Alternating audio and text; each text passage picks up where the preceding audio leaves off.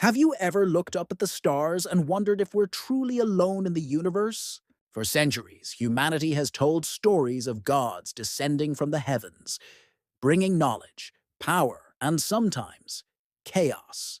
But what if these weren't just myths? What if they were memories? Today, we're diving deep into one of the most compelling and controversial theories in ancient history, the Anunnaki. The story begins not in a modern laboratory, but in the dusty plains of ancient Mesopotamia, what is now modern-day Iraq. This is the cradle of civilization, where the Sumerians invented writing, the wheel, and astronomy. And in their ancient clay tablets, they wrote about a group of powerful beings who came from the sky.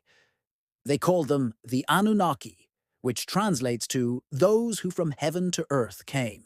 According to the late author Zecharia Sitchin, who spent decades translating these cuneiform texts, the Anunnaki were not gods in a divine sense, but rather extraterrestrial beings from a planet in our own solar system. He proposed the existence of a 12th planet, which he called Nibiru, with a long elliptical orbit that brings it close to Earth every 3,600 years.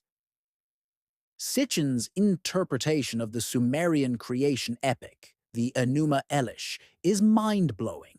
He claimed it wasn't a mythological tale of warring gods, but a sophisticated cosmogony describing the formation of our solar system. In his view, a rogue moon of Nibiru collided with a primordial planet called Tiamat. Shattering it, one half became the asteroid belt, while the other half was knocked into a new orbit and became Earth, taking Tiamat's moon, our moon, with it. So, why did these beings come to Earth? The tablets, according to Sitchin, have a very specific answer: gold. Not for jewelry or wealth, but for survival. The atmosphere of their home planet, Nibiru, was deteriorating, and they needed gold particles to suspend in their stratosphere to repair it, essentially creating a protective shield. It sounds like science fiction, but modern geoengineering concepts actually explore similar ideas for repairing our own ozone layer. The initial mining operation was supposedly in southern Africa. The Anunnaki, who were tasked with this grueling work, the Igigi, eventually rebelled against their leaders. They needed a new workforce. This is where the story takes an even more incredible turn. The chief scientist, Enki, and the chief medical officer, Ninhursag, proposed a solution. Create a primitive worker. They would take an existing hominid on Earth, what we might call Homo erectus, and upgrade their DNA with their own Anunnaki genes. This genetic engineering, as described in texts like the Atrahasis, led to the creation of the first humans, or as the Sumerians called them, the Adamu. Does that name sound familiar? Adam. These new beings were hybrids, designed to be intelligent enough to follow orders and perform complex tasks, but not so advanced as to challenge their creators. This theory offers a radical alternative explanation for the missing link in human evolution and the sudden explosion of human intelligence and civilization around 300,000 years ago. It explains why the Sumerian civilization seemed to appear out of nowhere, with a fully formed system of laws, astronomy, and mathematics. They claimed they didn't invent it. It was all given to them by the Anunnaki. The evidence, proponents say, is scattered all over the globe. Look at the incredible megalithic structures, like the pyramids of Giza, Stonehenge, or Pumapunku in Bolivia. The precision cuts in massive granite and diorite blocks at Pumapunku are so perfect that even with our modern laser technology, we would struggle to replicate them. How did ancient people with primitive tools achieve this? The ancient astronaut theory suggests they didn't. They had help, and perhaps Anunnaki technology. Furthermore, countless ancient artifacts depict beings in what look uncannily like modern-day flight suits and helmets. We see depictions of flying machines, often called vimanas in ancient Indian texts.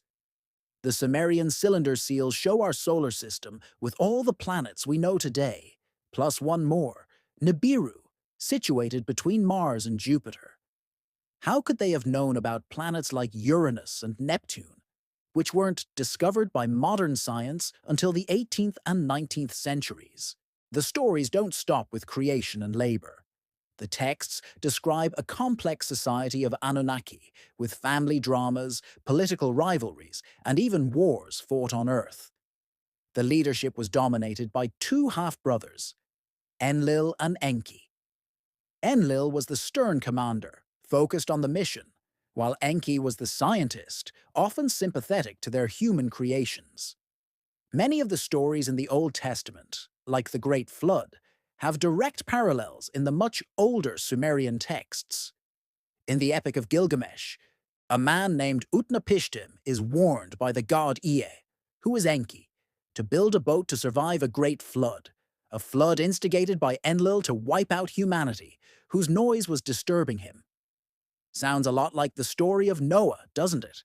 So, if they were here, where are they now?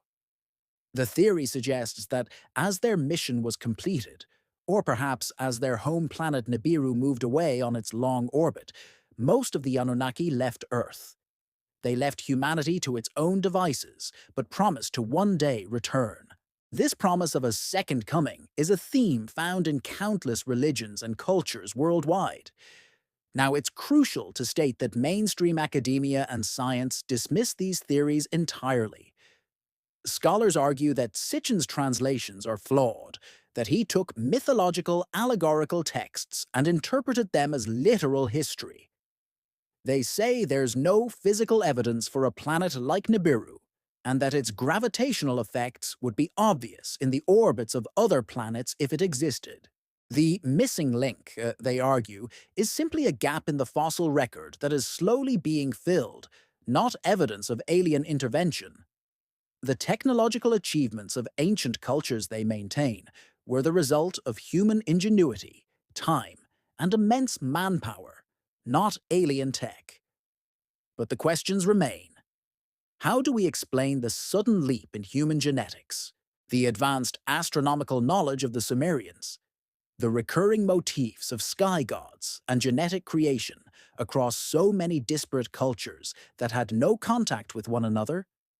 Could the stories of angels, demons, jinn, and gods all be different cultural interpretations of the same group of powerful, technologically advanced visitors? Maybe the Anunnaki weren't aliens from another planet, but a highly advanced, lost human civilization that existed before a great cataclysm, a sort of real-life Atlantis. Or perhaps they are interdimensional beings. The possibilities are endless, and that's what makes this topic so fascinating. Whether you see the Anunnaki story as literal history, a powerful metaphor, or simply a collection of ancient myths, it forces us to reconsider our place in the cosmos. It challenges the very foundations of what we think we know about our origins, our history, and our potential. It's a reminder that the universe is far stranger and more mysterious than we can possibly imagine. The truth might be written not just in our science books, but etched into the oldest clay tablets on Earth, waiting for us to finally understand the message. What do you think? Are the Anunnaki a forgotten chapter of our real history, or a brilliant work of ancient fiction? Let me know your thoughts in the comments below. Thanks for watching, and if you enjoyed this journey into the unknown, don't forget to like, subscribe, and hit that notification bell for more explorations of history's greatest mysteries.